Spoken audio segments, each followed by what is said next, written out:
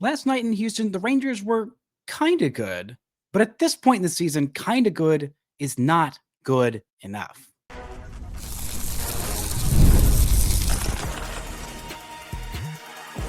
You are Locked On Rangers, your daily Texas Rangers podcast, part of the Locked On Podcast Network, your team every day.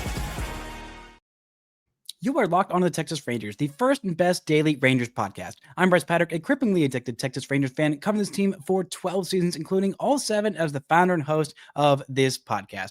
Thank you all so much for making Locked On Rangers your first listen every single day.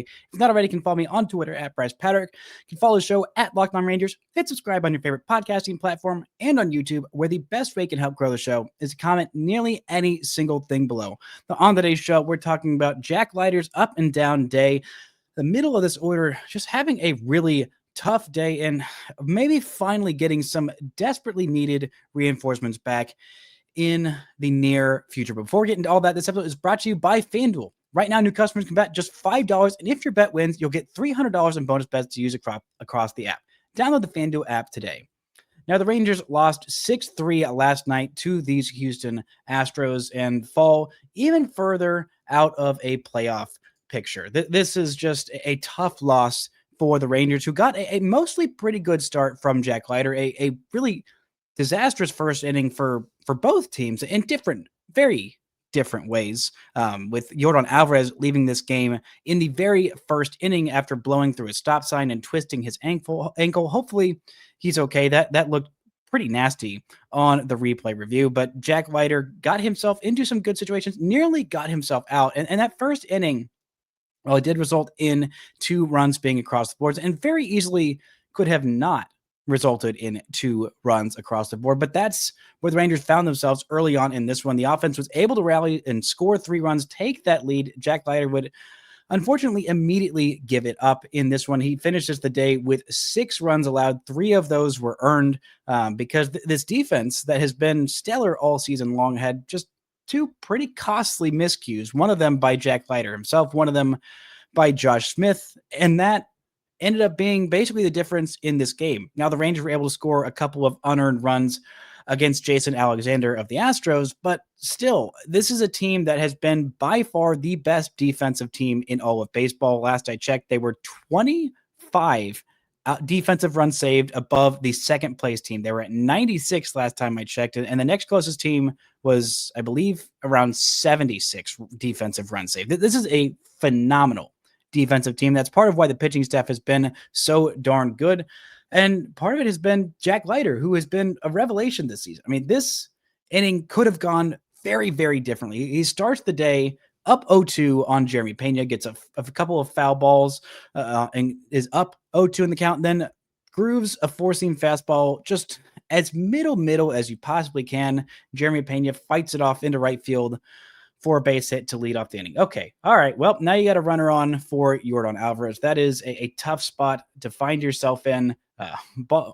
Gets behind him 2-0 in this count, and you're like, okay, all right. The first 2 pitches were not particularly close. Gets a couple of foul balls, gets himself into a full count, and has 2 different pitches that touch the zone, could have, maybe even should have been called strikes, including pitch 6, which was called ball 4, a 96.2 mile an hour fastball that is very much touching the bottom of the zone, and some pitches that Jason Alexander definitely got the benefit of the doubt on pitches, up in the zone, away, in, on right-handed and left-handed hitters, and also down below the zone, touching the bottom of the zone. This is not, would not be a generous call for either pitch 4, which was 97 miles an hour at the top of the zone, should have been a called strike, and at that point would have made it a 2-2 count. Then it just goes differently. It just goes differently. He ends up walking Yordan Alvarez, and then the play that felt like it was deciding the tone of this game gets behind the count to Carlos Correa, throws a pitch, granted right over the middle, but Carlos Correa just jams that thing right into the ground. Not very hard either, 47.2 miles an hour off the bat, a negative 72-degree launch angle, and just this week, right before this homestand, the Astros had new turf put in, new grass put in to their field. It's a little slippery, and Jack Leiter goes to pick up this baseball right in front of him, and he slips. And then once he slips, once you have planted that foot and you feel yourself slipping, the decision to throw it there is a bad decision. You're not maybe there's a 1 in 100 chance that you make that throw accurately to Jake Berger. And Jake Berger actually almost maybe could have come up with that throw had he not been worried about Carlos Correa barreling down the base paths. And maybe if he's a little bit taller, maybe that's Nathaniel Lowe there, who is a little bit taller than Jake Berger. Maybe he's able to reach it and get that, and then you have runners at second and third with one out, and that could have gone entirely differently. Instead, he throws the ball away, and Adolis Garcia either didn't look right or looked confused, backing that play up in right field. And Yordan Alvarez, who is not exactly the fleetest of foot, who is just coming off of an injury a couple weeks ago, and even at his fully healthy, the man has had 2 surgeries on his knees, and he's not even 30 yet, I don't believe. He blows through a stop sign, and Adolis Garcia just kind of loafing his way to the ball in right field and double clutches on a throw where if he played that a little bit more aggressively and makes that throw, first time without having to double clutch it, Yordan Alvarez is out pretty comfortably. And that's just 1 run scoring on that bad play as opposed to 2. Then he ends up getting out of it later. I mean, he gets Jose Altuve to pop out, who had a nice 0 for 4 day. Still looks like he's rattled because he hits Christian Walker with a pitch, but gets Jake Myers to called out on strike 3 on a really good pitch. And then eventually, after falling behind 3-1 in a count, throws a fastball right down the middle, but it's a sinker. So he's able to get a ground ball on that and get himself out of the inning. But I mean, there's like 3-4 different things that if they go slightly more in the Rangers' favor in that first inning, Jack Leiter gets out of that inning without allowing a single run or definitely 1 fewer run in this one. And shout out to Jack for, going deep into this game. The Rangers needed Jack Leiter to go very deep into this game. He wasn't getting a whole lot of swings and misses. In fact, no swings and misses on that 4-seam fastball. Only got a couple of whiffs on the slider, a couple whiffs on the changeup, and 1 whiff on the curveball. That's it. Just 5 whiffs for him on the day in 102 pitches. But going deep into this one, pitching into the 7th inning, and nearly getting out of it, I think he definitely got taken out a couple batters too late. I mean, getting those 2 outs in that 7th inning when the bullpen was tired, it was exhausted. So many of the A-tier relievers, actually basically all of the A-tier relievers, were pretty much unavailable in this one. Sean Armstrong had just pitched in back-to-back days. Phil Maton had pitched 3 out of 4 days heading into Sunday's game. They gave him a day off on Sunday, and he needed a couple of days off to rest. Robert Garcia had been used a whole lot as of late. Chris Martin is still maybe hurt, maybe not, dealing with that Botox injection that will hopefully get him closer to right and not have to end his season by putting him back on the IL. But the Rangers didn't have many players available. I mean, it was basically Jacob Webb, Luis Crivello, and Carl Edwards Jr., who made his Texas Rangers debut about 10, 12 years after he was drafted. No, 14 years. 14 years after the Rangers drafted Carl Edwards Jr., eventually makes his way back to the Texas Rangers and pitches a shutout inning of work and looked pretty good. He hadn't pitched at all since he was called up to this big league roster to replace Caleb Bosley as the Rangers kind of a de facto longman. And it had been about a week, September 7th. Yeah, a little more than a week than the last time that he had pitched. Since the Rangers had even called him up, that was September 7th. That was 9 days ago. It had been a while, and he looked really good in his inning of work. Maybe the Rangers will end up using him in some more leverage situations because he worked a perfect inning and looked really, really good while doing so. He hadn't looked good in the big leagues the last couple of years, but maybe the Rangers found a little bit of something in Carl Edwards Jr. to kind of fortify that bullpen, because that's why they asked Jack Leiter to go this long into the game. He started feeling better as he progressed in this game. We've seen it the last couple of games, gets himself into a little bit of trouble in the first inning, and then is able to work out of it and just kind of calm himself down and work through it. That is something that he could not do earlier on in this season, and something that he was able to do in this one and give the Rangers that desperately needed length. And while he got himself into a tough position, got himself into a tough spot by giving up that 2-run homer, which was only a 2-run homer because of a defensive misplay by Josh Smith at shortstop. I mean, this was a routine play. This was a ball with a expected batting average below 100. I mean, this is a play against Victor Caratini, who's not a fast guy. He's a catcher. This was not something that Josh Smith should have felt super hurried to do. And he's been an incredible defender all season long, but just these two timely miscues and defense letting down this Rangers team is a new way for this team to lose, and a frustrating loss that the Rangers really can't stomach many more of if they want to make their way into October. Coming up to talk a little bit about this lineup, some good moments from the Joshes, a great moment from Wyatt Langford that was ruined by a little bit too aggressive of a send by Tony Beasley over there at third base. All that and more right after this. This show is brought to you by Nutrafol. You've probably seen a million ads for hair growth products and thought, sure, like that actually works. There are so many products out there, and it's hard to know which ones are actually going to do anything. That's why you should give Nutrafol a closer look. Nutrafol is the #1 dermatologist-recommended hair growth supplement brand, trusted by over 1.5 million people. And it's not just hype. This is a supplement that is clinically tested that targets the root causes of thinning and shedding with a proactive approach. Whether you're at work, out with friends, or just even getting ready in the morning, Nutrafol gives you more confidence in your daily routine. I love that Nutrafol is simple to add to your day. 4 pills with meal, no prescription needed. It's easy. And you can feel good about it knowing Nutrafol is NSF certified and backed by peer-reviewed studies. See thicker, stronger hair with less shedding in just 3 to 6 months with Nutrafol. For a limited time, Nutrafol is offering Locked On MLB listeners $10 off your first month subscription and free shipping when you go to Nutrafol.com and enter the promo code LOCKEDONMLB. That's Nutrafol.com, promo code LOCKEDONMLB. The show is also brought to you by Gametime. There's nothing like catching a baseball game live. The energy, the crowd, the chance to see your team in person. But actually getting tickets, that's the tough part. Queues, logins, screens, surprise feeds. It takes all the fun out of getting those tickets. That's why I use Gametime. It's the app that gives the advantage back to fans. Gametime is fast, easy, and backed by the Gametime guarantee. You always get 100% authentic tickets delivered on time and at the best price. Plus, all their fees included, so you see the price that you actually pay.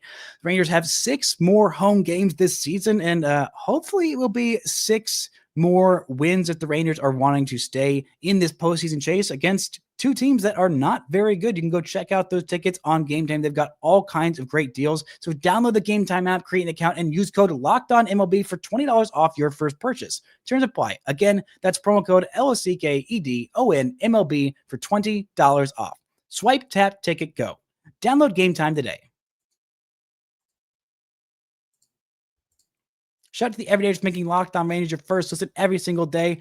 On tomorrow's show, I'll be back and talking about this Merrill Kelly versus AJ Blubaugh matchup. Hopefully, the Rangers ending their snide, because if they suffer a 3-game losing streak in August, that is going to be or in September, whatever month this is, it is going to be a tough one to stomach. But this was not a great day by the offense. It was a fine day, a day where the Rangers out-hit those Houston Astros. They had more base runners than those Houston Astros. And I do want to give another shout out to Jack Leiter, who did hit a pitcher and did walk one, which should not have been a walk.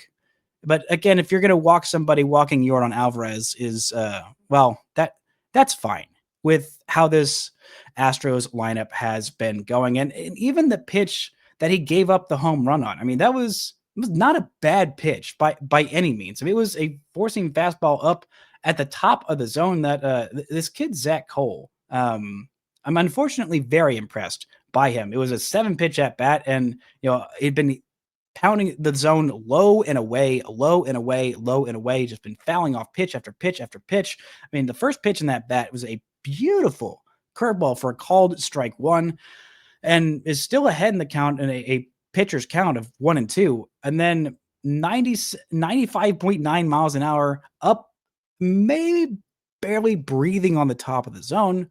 But that's where Jack Leiter thrives. And you got to be a special kind of hitter to hit a Jack Leiter four-seam fastball up above the zone for a homer. And Zach Cole just absolutely destroyed that one. And this Rangers lineup, they got 10 hits in this one, more than the Astros 6. I mean, their expected batting average was significantly higher than the Astros at 278 to 252. I mean, this Rangers team was hitting the ball very, very hard. And unfortunately, two of those very hard hit balls ended up being double plays. One of them by Josh Young, 103 miles an hour off the bat, although it was just a 6-degree launch angle. So if he hit that just a little bit higher, maybe we're talking about a miracle comeback against the Astros closer. Alas, that was not how it went. And shout out to this Rangers lineup for still rallying. I mean, Michael Hellman leading off the 9th inning with a single, the Rangers down 3 runs at that point, saying, hey, we're not out of it. We are by no means out of it. And Josh Young working a good at bat ends in a double play because he couldn't quite elevate the ball like he did earlier on in this game for a 2-run bomb into those Crawford boxes. That one had an expected batting average of below 200. You don't see a whole lot of home runs with an expected batting average below 200, but you do in Houston with those cheapy little Crawford boxes. Rangers say, hey, and instead of getting mad about the Astros getting to use those Crawford boxes, why don't we use those ourselves? And Josh Young said, yeah, why don't I do that? It was just a Josh day. The only runs driven in all by Josh's, a great bit of hitting by Josh Smith, who has been hitting much better as of late in that leadoff spot, to the point where even when he was facing off against a lefty in a tough spot and the Rangers decided to pinch hit for him, I thought, are we sure about that? Are we sure Josh Smith isn't a better choice right here? I mean, over the last 15 games, he's been hitting .283 with a .431 on base percentage. He has walked 11 times to just 10 strikeouts in that span. Only has 2 RBIs in that span, one of those coming last night because he just hasn't been put in those spots. The slugging percentage has been down for him over those last 15 games of just .326. He still doesn't have a homer in the second half, but if you're hitting .283 with a .430 plus on base percentage, you look at the last 7 games, and he has been absolutely on fire, hitting .333 with a .462 on base percentage. That is more like the Josh Smith we know, and that can anchor a very, very good lineup by leading off and getting on base at that kind of a clip, working those good at bats and, working those counts. Maybe he's not hitting much of any extra base hits as of right now. I mean, just a .381 slugging percentage in those last 7 games, where it's the slugging percentage is less than 50 points higher than the batting average. But hey, you're getting on base at .462 clip. It doesn't matter how many of those are doubles or triples or homers. You get on base at that kind of a clip, and you are going to set the table for a pretty good day at the office offensively. I mean, Zeke Duran getting on base later on this game, despite being a pinch runner for Rowdy Tellez, who was able to get a pinch hit and just extend an inning. Jonah Heim getting on base a couple of times, and at a couple more hits. I mean, there are a couple more balls that he struck that were incredibly hard hit, including one of which was unfortunately a double play, one of which was a deep drive to center field that ended up in the mitt of an Astros outfielder. But the middle of this lineup just did not have it in this one. Jake Berger going 0 for 4 with 3 strikeouts after being basically the Rangers' hottest hitter since the calendar turned to September. Heck, even since the second half. I mean, Jake Berger has been on fire, but there's some pretty bad at-bats in there for him today. I mean, defensively, he was fine. Adolis Garcia, who has been fine defensively since coming back, but an 0 for 4 day where he did reach base on an error by the shortstop Jeremy Pena that did end up allowing it to be a 2-run homer when Josh Young hit that ball over the fence, but just not a great day there. And Alejandro Ozuna, who reached base on a fielder's choice after beating out what might have been the Rangers' 3rd double play on the day. He ends up reaching base and stays on there to score the 2nd run in that Josh Young homer. But I don't really get the lineup construction here. I get wanting to bring Adolis Garcia back. I get, the top 4 in this order being where they are, and Adolis Garcia coming back and slotting in the 5 hole because he crushes the Astros. But if he's not right, which I don't know if he is, I don't know if he isn't, but the at-bats were not particularly confidence-inspiring. And as much as I love the scrappy little rascal Rangers, I mean, Alejandro Ozuna is hitting a .197 with a .545 OPS. Not slugging percentage. That would be a decent slugging percentage, pretty good slugging percentage, but that is his OPS. I mean, it has just not been that quality of at-bats. I mean, even with Cody Freeman coming in a big spot and just having 2 really not good at bats where he expanded the zone quite a bit. I mean, a couple of them in big spots against lefties, and he's not able to get the job done. White Langford had a good day, getting a couple hits, including one with a runner in scoring position. That Tony Beasley and that windmill arm, I get wanting to send the runner there, and I get you're having to force a perfect throw at that point where the Rangers might have tied it back up with that hit with a runner in scoring position, but it's Jonah Heim. It is Jonah Heim. It is not exactly the fleet of actually it's the opposite. It is the least fleet of foot guy on your roster. Maybe Rowdy's a little bit slower. I don't know. Jonah can occasionally pick it up there, but I mean, it is a very, very short left field. White Langford hit that ball pretty hard, over 100 miles an hour. And it's Jesus Sanchez out there in the outfield. It's not, if Jose Altuve is out there playing left field, then I get it. Send that freaking runner. Send him every freaking day. If it's Yordan Alvarez out there in left field defensively, maybe send that runner. Yordan is not exactly fleet of foot. He's not a great defensive outfielder. He's got a strong arm, but it's not necessarily particularly accurate. I get the aggression. It looks bad when the runner is thrown out by 15 feet, where if it took a pretty much perfect throw or just a pretty good throw at that point to get the runner out. And who knows, even if you don't do that, maybe you have Jock Peterson there in a big spot. You have Kyle Higashioka on your bench to come and pinch hit if it is against a lefty, which I believe it was at that point. But still, it is just such a tough day at the office where the Rangers were just almost good enough. But at this point, almost is not good enough. The Rangers need to be basically perfect from now until the end of this season. With a loss like this, there are so many losses like this that I'm looking back to at this point in the season saying, wow, if this has gone just a little bit differently, the Rangers are at a completely different spot right now. This show is brought to you by FanDuel. The NFL season is here, and FanDuel is making sure you're ready for kickoff with a can't-miss offer. Right now, new customers can bet just $5, and if your bet wins, you'll get $300 in bonus bets to use across the app. We got all kinds of different lines on things from the NFL to MLB to even division races. Right now, the Rangers plus 3,300 to win the AL West. The Mariners at minus 180 and the Astros at plus 135. The Astros now just half a game out in the AL West. The Rangers are now, I believe, 3.5 games out at this point. So if you're ready to play, download the FanDuel app now by visiting FanDuel.com to get started. That's FanDuel.com to place your first $5 bet.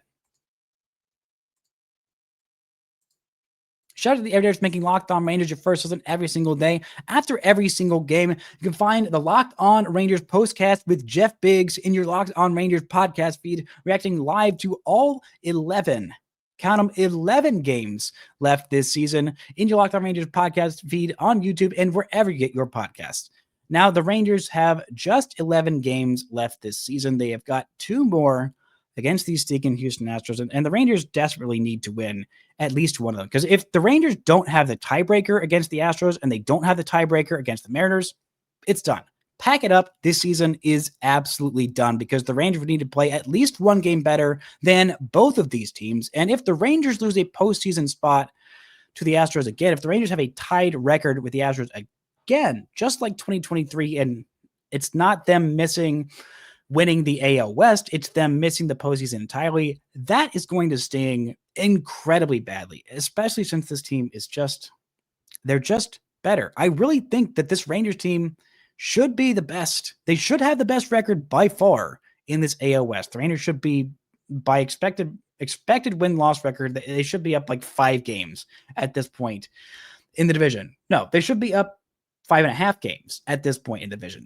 The expected wins-loss record of the Texas Rangers right now, 86-65. Next best is the Mariners at 80-70. That would be 5.5 games better. And these Astros should be 8 games behind the Rangers at this point if we were going by expected wins and losses. But I expected this team to hit much better and to play much better. I did not expect them to trade for Merrill Kelly, who was going in a basically must-win game today. The Rangers kind of have to win this series. They cannot slip further behind, and that's the double-edged sword about playing a team that you're chasing in the postseason race, is that every game is 2 games. Every game is 2 games in the standings. If the Rangers beat the Astros for the final 2 games of this series, they will end up back basically a little bit better than where they started heading into the series. If the Rangers had swept the Astros, they would put the Astros out of the postseason picture for now and have the tiebreaker at this point.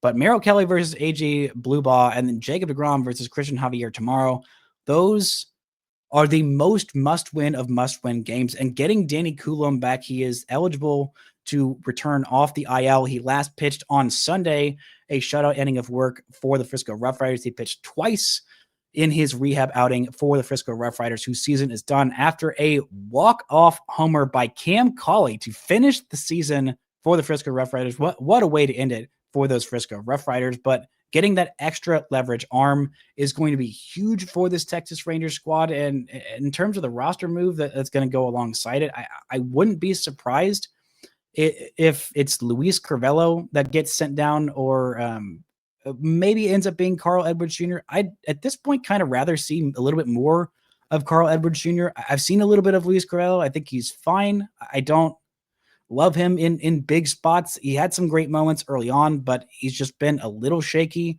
Maybe that's a little bit of a knee-jerk reaction to one perfect inning from Carl Edwards Jr.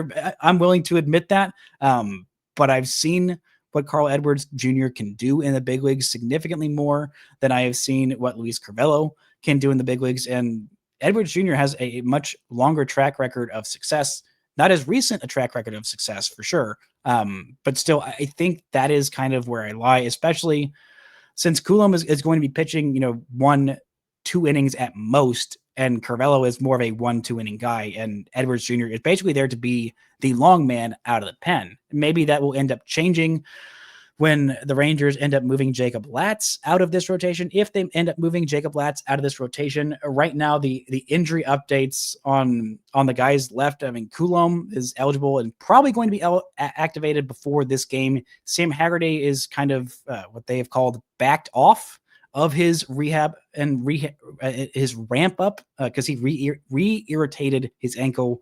Gosh, there's so many words there. But he has been out since August 17th.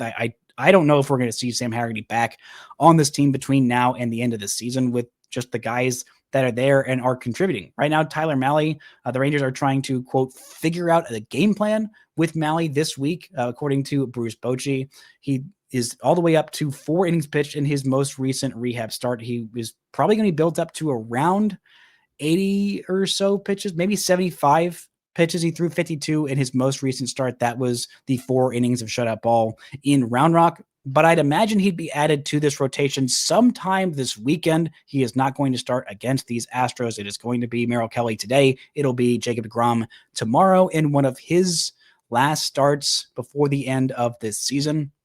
But getting Mahle back is going to be huge. It would have been nice to have Mahle back at some point earlier, but the guys who have been there have been very much holding it down. As of Marcus Semien, he took batting practice on the field ahead of Monday's game.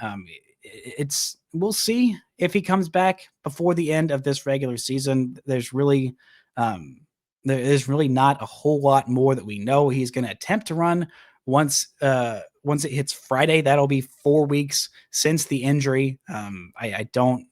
I don't know what the rehab plan will be for Marcus Semien at that point. I really don't expect Marcus Semien to be back before the end of this regular season. I mean, the thought was maybe the ALDS if the Rangers get there, but it's a real big if at this point. And Corey Seager, he's done some light jogging. He is still not able to swing a bat. He's dealing with healing the rotational aspect after that appendectomy. Bochy is saying he's kind of day-to-day at this point, but we'll see exactly how much work we can do with him. That was the quote by Bruce Bochy. I don't anticipate that we'll see him in this Houston series, which is a huge loss. I mean, just a huge loss. You can get one more quality bat in there, and these games are just so much bigger than the ones that they have this weekend. I mean, every game is absolutely massive. Every single game at this point is must win. It's not like I don't think the Rangers need to go 11-0 from now until the end of the season to make the postseason, but with the way Seattle's been playing and the way Cleveland's been playing behind them, it kind of feels like that at this point. I mean, the Astros have been cratering for a little while, but the Rangers need to take advantage. They kind of needed to sweep this series and then play, 750 winning baseball, win, 3 out of every 4 games from now until the end of the season. That's just kind of the way things stacked up. And where they are right now, it's going to be tough to keep making up ground because every single game, there's just that much less time. The Rangers are 3.5 back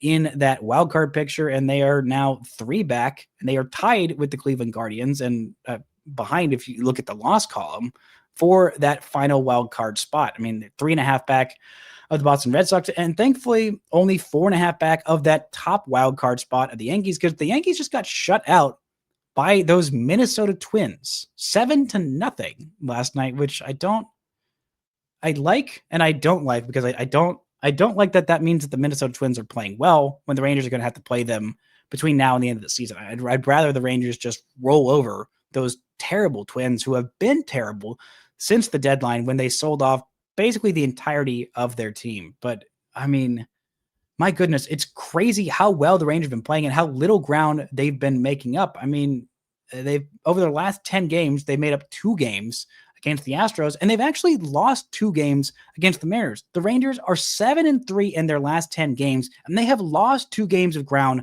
on the Seattle Mariners, because the Mariners have been on a 9-game winning streak because the Angels suck and the Cardinals suck, and they cannot do anything to help this Texas Rangers squad. Thankfully, Seattle plays a slightly real team.